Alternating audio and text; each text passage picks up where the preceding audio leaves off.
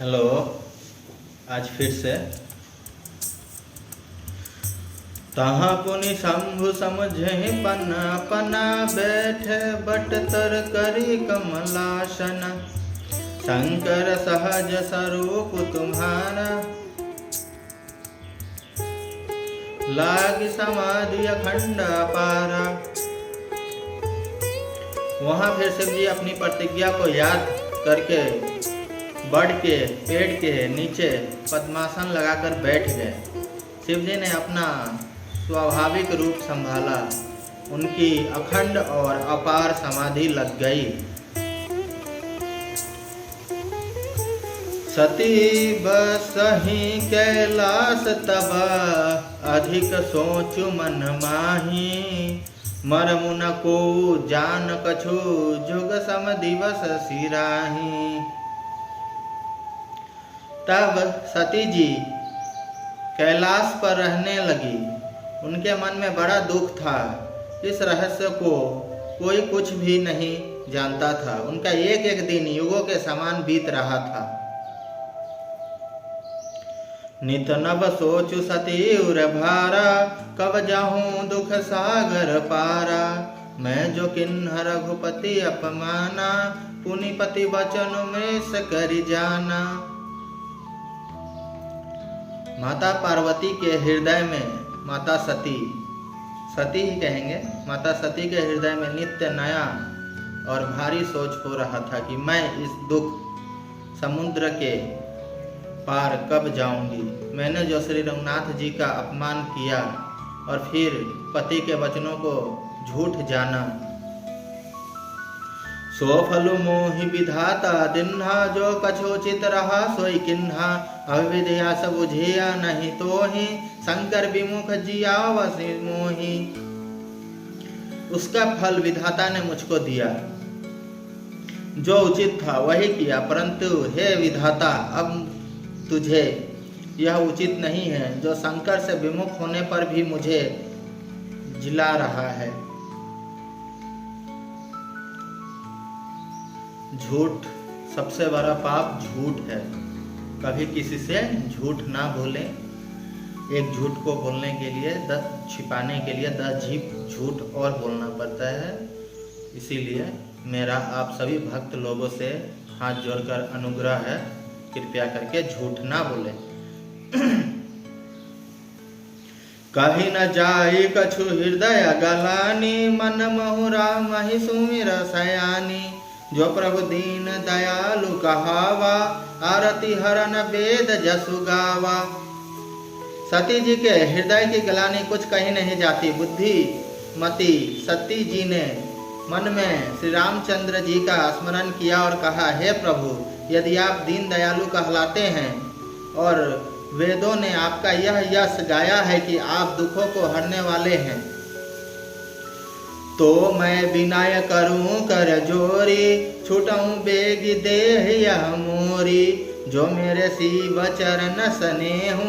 मन क्रम वचन सत्य व्रतेहु। तो मैं हाथ जोड़कर विनती करती हूँ कि मेरी यह देह जल्दी छूट जाए। यदि मेरा शिव जी के चरणों में प्रेम है और मेरा यह प्रेम का वर्त मन वचन और कर्म आचरण से सत्य है, तो सावधरसी सुनिय प्रभु करऊं सो बेगी उपाय। होय मरनु जहि विनय सरम दुसह बेप्ति बिहाई। तो हे सर्वदर्शी प्रभु, सुनिए और शीघ्र वह उपाय कीजिए जिससे मेरा मरण हो और बिना ही परिश्रम या पति परित्याग रूपी विपत्ति दूर हो जाए। यही विधि दुखित प्रजे सुकुमारी। अकथनीय दारुण दुख भारी। बीते संबत सहज 87। तजी समाधि शंभु अभिनाशी। दक्ष सुता सती जी इस प्रकार बहुत दुखित थी। उनको इतना दारुण दुख था कि जिसका वर्णन नहीं किया जा सकता। 87,000 वर्ष बीत जाने पर अविनाशी शिव जी ने समाधि खोली। शिव जी तपस्या में लीन हो गए थे 87,000 वर्ष जब बीत गया तब वो आँख खोले। राम नाम शिव सुमिरन लागे, जानहु सती जगत पति जागे। जाई शंभु पद बदनो किन्ना, सन्मुख शंकरा सुन दिन्ना। शिव जी राम नाम का स्मरण करने लगे। तब सती जी ने जाना कि अब जगत के स्वामी शिव जी जागे। उन्होंने जाकर शिव जी के चरणों में प्रणाम किया। शिव जी ने उनको बैठने के लिए सामने आसन दिया। लगे कहन हरि कथा रसाला, दक्ष प्रजेश भय तेहि काला। देखा विधि विचारी सब लायक, दक्ष ही किन्ह प्रजापति नायक। शिव जी भगवान हरि की रहस्यमय कथाएं कहने लगे। उसी समय दक्ष प्रजापति हुए। ब्रह्मा जी ने सब प्रकार से योग देख समझकर दक्ष को प्रजापति योग का नायक बना दिया। बड़ अधिकार दक्ष जब पावा, अति अभिमानु हृदय तभावा। नहीं को वस जन्मा जग माही, प्रभुता पाई जाहि पद मद नाही। जब दक्ष ने इतना बड़ा अधिकार पाया तब उनके हृदय में अत्यंत अभिमान आ गया। जगत में ऐसा कोई नहीं पैदा हुआ जिसको प्रभुता पाकर मद ना हो। दक्ष लिए मुनि बोली सब, करन लागे बड़ जाग। नेवते सादर सकल सुर, जे पावत मख भाग। दक्ष ने सब मुनियों को बुला लिया और वे बड़ यज्ञ करने लगे। जो देवता यज्ञ का भाग पाते हैं, दक्ष ने उन सबका आदर सहित निमंत्रित किया। किन्नर नाग सिद्ध गंधर्व, बधुन समेत चले सुर सर्वा। विष्णु विचर महेश विहाई, चले सकल सुर जान बनाई। स्त्रियों सहित दक्ष निमंत्रण पाकर किन्नर नाग सिद्ध गंधर्व और सब देवता अपनी अपनी स्त्रियों सहित चले। विष्णु ब्रह्मा और महादेव जी को छोड़कर सभी देवता अपना अपना विमान सजाकर चले। सती बिलो के व्याम विमाना, जात चले सुंदर विधि नाना। सुर सुंदरी करही कल गाना, सुनत श्रवण छुटहि मुनि ध्याना। सती जी ने देखा अनेकों प्रकार के सुंदर विमान आकाश में चले जा रहे हैं। देव सुंदरियां मधुर गान कर रही हैं, जिन्हें सुनकर मुनियों का ध्यान टूट जाता है। पूछो तब शिव कहूँ बखानी, पिता यज्ञ सुनि कछु हरसानी। जो महेश मोहि आय हूँ देहि, कछु दिन जाय रहो मिसेहि। सती जी ने विमानों में देवताओं को जाने का कारण पूछा। तब शिव जी ने सब बात बतलाई। पिता के यज्ञ की बात सुनकर सती कुछ प्रसन्न हुई और सोचने लगी कि यदि महादेव जी मुझे आज्ञा दे तो इसी बहाने कुछ दिन पिता के घर जाकर रहूं। पति परित्याग हृदय दुख भारी, कहे न निज अपराध विचारी। बोली सती मनोहर बानी, भय संकोच प्रेम रस सानी। क्योंकि उनके हृदय में पति द्वारा त्यागी जाने का बड़ा भारी दुख था, पर अपना अपराध समझकर वे कुछ कहती ना थी। आखिर सती जी भय संकोच और प्रेम रस में सनी हुई मनोहर वाणी से बोली। पिता भवन उत सव परम, जो प्रभु आय सुहोय। तो मैं जाऊं कृपाए तना, सादर देखन सोई हो राम, सागर देखन सोई। हे प्रभु, मेरे पिता के घर बहुत बड़ा उत्सव है। यदि आपकी आज्ञा हो तो हे कृपाधाम, मैं आदर सहित उसे देखने जाऊं। कहूँ नेक मरोहु मन भावा, यह अनुचित नहीं नेवत पठावा। दक्ष सकल निज सुता बोलाई, हमरे बायर तुम हूँ बिसराई। शिव जी ने कहा, तुमने बात तो अच्छी कही, यह मेरे मन को भी पसंद आई, पर उन्होंने न्योता नहीं भेजा, यह अनुचित है। दक्ष ने अपनी सब लड़कियों को बुलाया है, किंतु हमारे वैर के कारण उन्होंने तुमको भी भुला दिया। ब्रह्म सभा हम सन दुख माना, ते ही त्याजऊ करही अपमाना। जो बिनु बोले जाहूँ भवानी, रही न सीलु सने हूँ न कानी। दक्ष जो सती माता का पिता थे, वो शिव जी को पसंद नहीं करते थे। दक्ष नारद मुनि के आगे सती को विष्णु को दे देने की प्रतिज्ञा किए थे, किंतु माता सती शिव जी से प्रेम करती थी। वो मन में शिव जी को अपना पति मान चुकी थी। और तो क्योंकि माता सती के पिता उनको विष्णु को दे देने की प्रतिज्ञा किए थे, तो इसी कारण माता सती अपने सखियों के साथ वन में चली गई।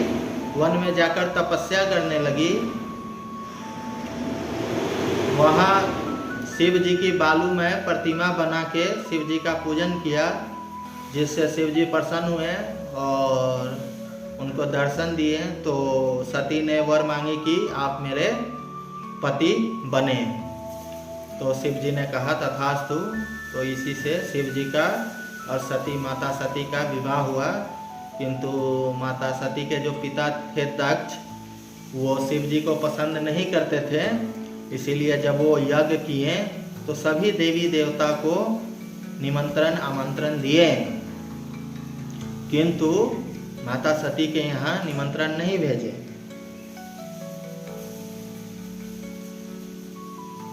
ब्रह्म सभा हम सन दुख माना, तहि त्याजहु करहि अपमाना।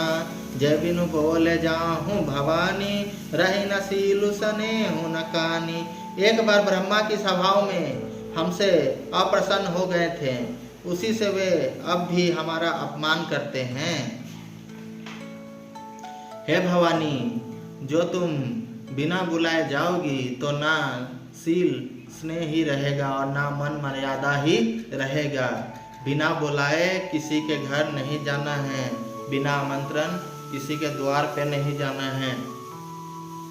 इससे हमें यह सीख मिलती है, यद्यपि मित्र प्रभु पितु गुरु गोहा, जाए बिनु बोलयु ना सदोहा। तदपि विरोध मन जहाँ कोई, तहाँ गए कल्याण न होई। यद्यपि इसमें संदेह नहीं कि मित्र, स्वामी, पिता और गुरु के घर बिना बुलाए भी जाना चाहिए। 3 आदमी के घर हम बिना बुलाए जा सकते हैं। वह है मित्र, स्वामी मतलब अपना पति, और पिता और गुरु के घर बिना बुलाए जाना चाहिए। 3 आदमी के घर हम बिना बुलाए जा सकते हैं।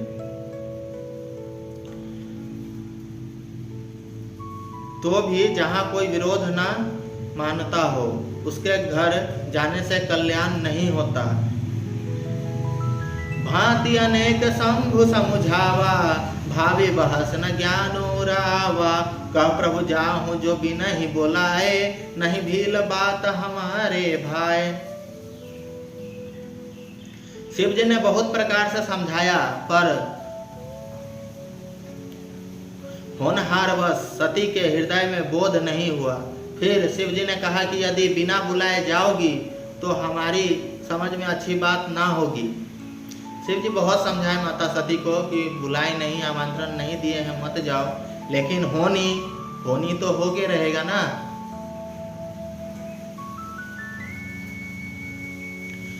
कही देख हर जतन बहु, रहे न दक्ष कुमारी। दिए मुख्य घन संग तब, विदा किन्ह त्रिपुरारी। शिव जी ने बहुत प्रकार से हंसकर देख लिया, किंतु शिव जी ने बहुत प्रकार से कहकर देख लिया, किंतु जब सती किसी प्रकार भी नहीं रुकी, तब त्रिपुरारी महादेव जी ने अपने मुख गणों के साथ देखकर उनको विदा कर दिया। मुख्य गणों, शिव जी का वाहन जो नंदी वगैरह जो उनका है ना, उन सब के साथ। पिता भवन जब गई भवानी, दक्ष त्रास कहूँ न सन्मानी। सादर भलहि मिली एक माता, भगनी मिली बहुत मुस्काता। भवानी जब पिता दक्ष के घर पहुंची तब दक्ष के डर के मारे किसी ने उनकी आओ भगत नहीं की। केवल एक माता भले ही आदर से मिली, बहनें बहुत मुस्कुराती हुई मिली। दक्ष न कछु पूछी कुशलाता, सतहि बिलो की जरे सब गाता। सती जाई देखूं तब जागा, कतहु न देख शंभु कर भागा। दक्ष ने तो उनकी कुछ कुशलता नहीं पूछी, सती से कुछ पूछी नहीं, तुम कैसी हो कैसी थी, कुछ नहीं पूछे। उनके पिता सती जी को देखकर उल्टे उनके सारे अंग जल उठे, मतलब उनके पिता गुस्सा हो गए देख के। तब सती ने जाकर यज्ञ देखा तो वहाँ कहीं शिव जी का भाग दिखाई नहीं दिया। सती जी कहीं देखे यज्ञ में सबका स्थान रखा हुआ है, लेकिन शिव जी का स्थान वहाँ नहीं था। तब चित चढ़ऊ जो शंकर कहूँ, प्रभु अपमान समझऊ दहूँ। पाछिल दुखु न हृदय व्यापा, जस या भयू महापरितापा। तब शिव जी ने जो कहा था वह उनकी समझ में आया। तब उनको समझ में आया कि शिव जी क्या कह रहे थे। स्वामी का अपमान समझकर सती का हृदय जल उठा। तब माता भी गुस्सा हो गई, पूरा क्रोधित हो गई। पिछला पति पर त्यागी का दुख उनके हृदय में उतना नहीं व्यापा था जितना महान दुख, बुला नहीं हो रहा मुझे दुख के कारण, इस समय पति अपमान के कारण हुआ। मेरे को भी दुख हो रहा है यहाँ, पता नहीं क्यों। यद्यपि जग दारुण दुख नाना, सबते कठिन जाति अपमाना। समझी सो सतहि भयो अति क्रोधा, बहुविधि जन निकिन्ह प्रबोधा। यद्यपि जगत में अनेक प्रकार के दारुण दुख है, तथापि जाति अपमान सबसे बढ़कर कठिन है। यह समझकर सती जी को बड़ा क्रोध हो गया। माता ने उन्हें बहुत प्रकार से समझाया बुझाया। शिव अपमानु न जाई सही, हृदय न होई प्रबोध। सकल सब ही हटी हट की, तब बोली बचन सक्रोध। परंतु उसने शिव जी का अपमान सहा नहीं गया। माता सती से शिव जी का अपमान सहा नहीं गया। उनकी माता बहुत समझाने की कोशिश की, लेकिन क्रोध से वो जल रही हैं। इससे उनके हृदय में कुछ भी प्रबोध नहीं हुआ, उनका सूझ बूझ सब खो गया। तब वे सारी सभा को हठपूर्वक डांट कर क्रोध भरे वचन बोली। माता सती बोली, सुनहु सभासद सकल मुनीदा, कहीं सुनी जिन्न शंकर निंदा। सो फल तुरत लहब सब काहूँ, भली भांति पछिताव पिताहूँ। हे सभासदों और सब मुनीश्वरों, सुनो, जिन लोगों ने यहाँ शिव जी की निंदा की या सुनी है, उन सबको उसका फल तुरंत ही मिलेगा, और मेरे पिता दक्ष भी भली भांति पछताएंगे। माता सती कहती हैं, शंभु शंभु श्रीपति अपवादा, सुनिया जहाँ तहाँ आसी मर्यादा। कटहता सुजीव जो बसाई, श्रवण मुदी न जले पराई। जहाँ संत शिव जी और लक्ष्मीपति विष्णु भगवान की निंदा सुनी जाए, वहाँ ऐसी मर्यादा है कि यदि अपना वश चले तो उस निंदा करने वाले की जीभ काट ले, और नहीं तो कान मूंद कर वहां से भाग जाए। जगत माँ महेश पुरारी, जगत जनक सबके हितकारी। पिता मंदमति निंदत तेहि, दक्ष शुक्र संभव या देहि। त्रिपुर दैत्य को मारने वाले भगवान महेश्वर संपूर्ण जगत के आत्मा है। वे जगत पिता और सबका हित करने वाले हैं। मेरा मन बुद्धि पिता उनकी निंदा करता है, और मेरा यह शरीर दक्ष के वीर्य से उत्पन्न है। सती माता कहती है कि मेरे मंदबुद्धि पिता जगत स्वामी शिव जी का अपमान और निंदा कर रहे हैं और मैं उन्हीं की खून हूँ, उन्हीं की बेटी हूँ, उन्हीं की बीज से उत्पन्न हुई हूँ, वीर्य से। तजहूँ तुरत देह तेहि हेतु उर्धरि चंद्र मूल वृष केतु अस कहीं जोग अग्नि तनुजारा भयु सकल मकहाकारा। इसीलिए चंद्रमा को ललाट पर धारण करने वाले वृष केतु शिव जी को हृदय में धारण करके मैं इस शरीर को तुरंत ही त्याग दूंगी। ऐसा कहकर सती जी ने योगनियों में अपना शरीर योग अग्नियों में अपना शरीर भस्म कर डाला। सारी यज्ञशालाओं में हाहाकार मच गई। सती मरनु सुनि शंभुगना लगे करन मखखीस यज्ञ विध्वंस बिलो की भृगु रक्ष किन्न मुनीस। सती का मरण सुनकर शिव जी के गण यज्ञ विध्वंस करने लगे। यह विध्वंस होते देखकर मुनीश्वर भृगु जी ने उसकी रक्षा की। समाचार सब शंकर पाए वीरभद्र करि कोप पठाए जग विध्वंस जाइत न किन्हा सकल सुरना विध्वंस फल दिन्हा। यह सब समाचार शिव जी को मिले तब उन्होंने क्रोध करके वीरभद्र को भेजा। वीरभद्र शिव जी का क्रोध रूप है, शिव जी का ही रूप है, उनके जटा से उत्पन्न क्रोध रूप है शिव जी का। उन्होंने वहां जाकर यज्ञ विध्वंस कर डाला और सब देवताओं को यथाचित फल दंड दिया। भे जग विदित दक्ष गति सोई जसे कछु शंभु विमुख के होई। यह इतिहास सकल जग जानी ताते मैं संक्षेप बखानी। दक्ष की जगत प्रसिद्ध वही गति हुई जो शिवद्रोही की हुआ करती है। यह इतिहास सारा संसार जानता है, इसलिए मैंने संक्षेप में वर्णन किया है। सती मरत हरिसन बरु मांगा जन्म जन्म शिव पद अनुरागा। तहि कारण हिमगिरि गृह जाई जनमी पार्वती तनु पाई। सती ने मरते समय भगवान हरि से यह वर मांगा कि मेरा जन्म जन्म में शिव जी के चरणों में अनुराग रहे।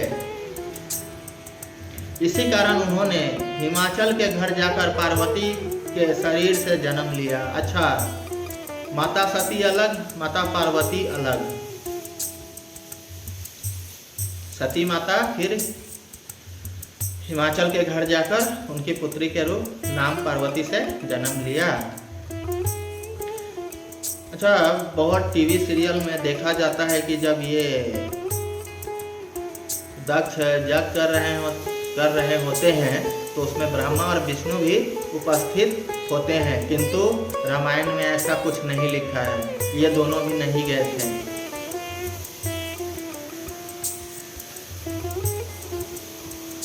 जब ते उमा सेल गृह जाई सकल सिद्धि संपत्ति तहाँ छाई।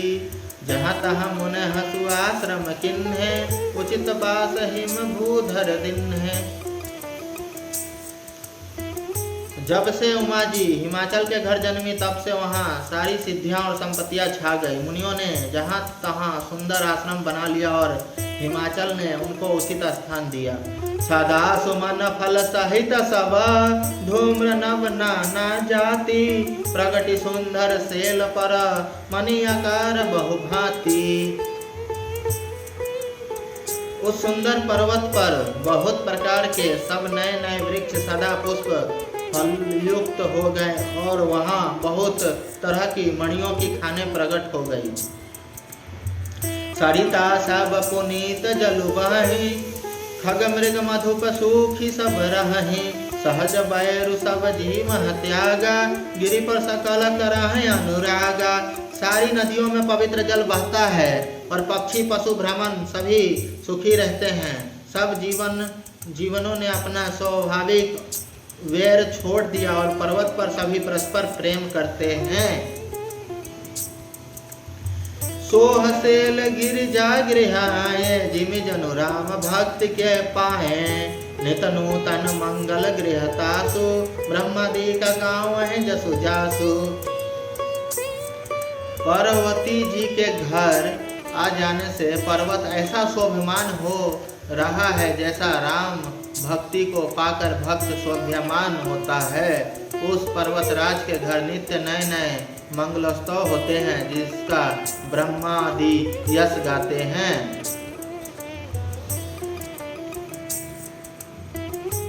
नारी सहित मुनि पद सिरुनावा चरण सशील शंभु भवन सिचावा। निज सौभाग्य बहुत गिरि बरना सूता बोली मेली मुनि चरना। फिर अपनी स्त्री सहित मुनियों के चरणों में सिर नवाया और उनके चरण दो को सारे घर में बिछवाया।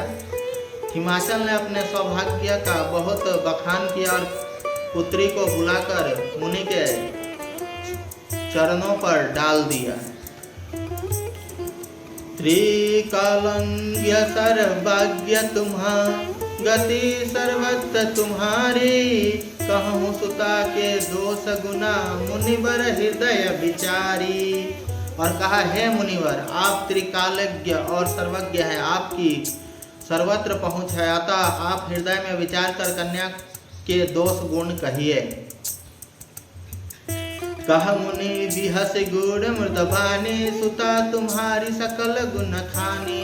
सुंदर सहज सुशील सयानी नाम उमा अंबिका भवानी। नारद मुनि ने हंसकर रहस्य युक्त कोमल वाणी से कहा, तुम्हारी कन्या सब गुणों की खान है। यह स्वभावों से ही सुंदर सुशील और समझदार है। उमा अंबिका और भवानी इसके नाम हैं।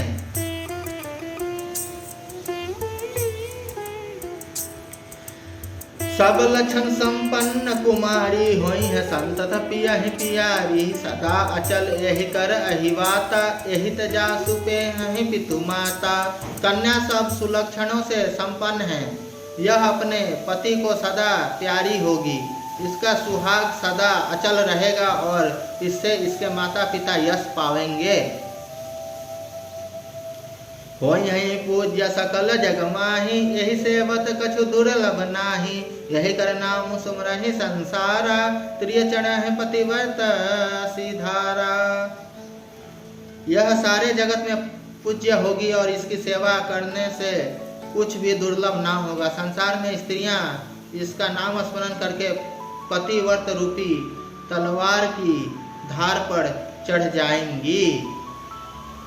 सेल सुलक्षण सुता तुम्हारी सुनहु जे अबाब गुण दुई चारी। अगुण अमान मातु पितुहीन उदासीन सब संशय छीना। हे पर्वतराज, तुम्हारी कन्या सुलक्षणी है।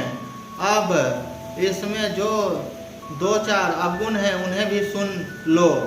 गुणहीन, मनहीन, माता पिता विहीन, उदासीन, संशयहीन, लापरवाह। जोगी जटिल अकाम मना नगन मंगल बेस स्वामी यही कह मिलही परिहस्त सिरे। योगी जटाधारी निष्काम हृदय नंगा और अमंगल वेश वाला ऐसा पति इसको मिलेगा। इसके हाथों में ऐसी ही रेखा पड़ी है। आज के लिए इतना ही। अभी तक हमें रामायण में कहीं भी जात पात कोई भेदभाव नहीं मिला। बोलिए पार्वती पते नमः। हर हर महादेव। सियापति रामचंद्र की जय।